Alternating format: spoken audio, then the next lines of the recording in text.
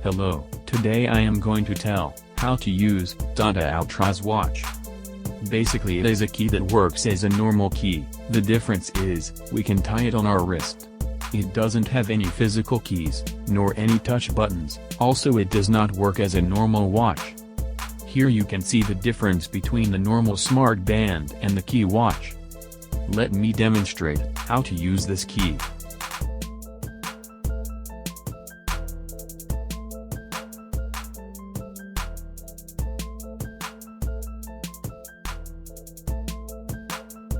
Key. We need to press the button on the door handle which instantly unlocks the car. The watch should be closer to the car. Otherwise, it will not unlock the car.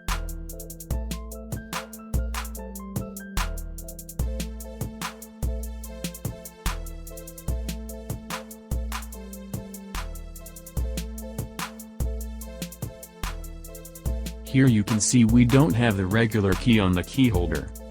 You are all set to drive.